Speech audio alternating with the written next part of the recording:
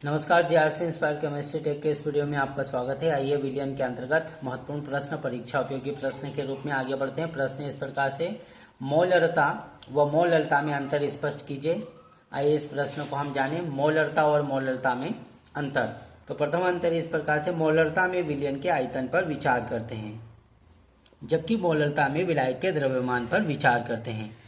मोलरता में विलयन के आयतन पर विचार करते हैं, मोलरता में विलायक के द्रव्यमान पर। यहाँ पर विलायक के द्रव्यमान पर और यहाँ पर विलयन के आयतन पर।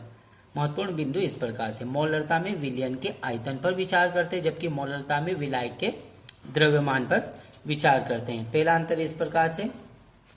दूसरा अंतर, मोलरता किसी विलयन के 1 लीटर में घुले मिले पदार्थों के मोलों की संख्या, अर्थात 1 लीटर विलयन में घुले मिले पदार्थों के मोलों की संख्या को उसकी मोलरता कहते हैं। जबकि मोलरता क्या होती है?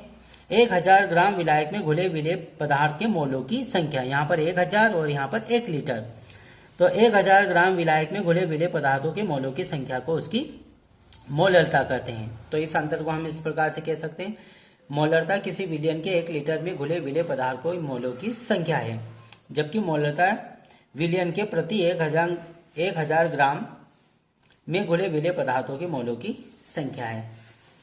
नेक्स्ट कंपैरिजन इस प्रकार से, मोलरता में विलायक के भार का कोई महत्व नहीं होता, क्योंकि यहाँ पर आयतन पर विचार करते हैं। तो मोलरता में विलायक के भार का कोई महत्व नहीं होता है, और मोलरता में विलयन के आयतन का कोई महत्व नहीं होता है, क्योंकि यहाँ पर द्रव्यमान पर विचार करते हैं। तो मोलरता में विलयन के आयतन का कोई महत्व नहीं होता है। मोलरता को कैपिटल M द्वारा दर्शाते हैं, जबकि मोललता को स्मॉल m द्वारा दर्शाते हैं या प्रदर्शित करते हैं। इस प्रकार से मोलरता और मोललता के बीच अंतर जाना। Thank you.